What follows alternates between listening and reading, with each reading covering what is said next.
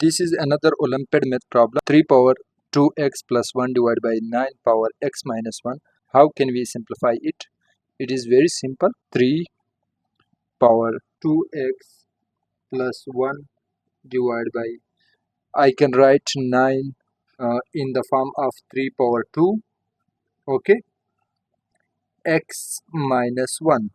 It is 3 power 2x plus 1 divided by 3 power 2x minus 2. So I can write it in the form of multiplication 3 power 2x plus 1 minus negative, because bases are same, so negative 2x minus 2.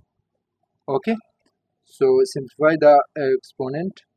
So 3 power 2x plus 1 minus 2x plus 2.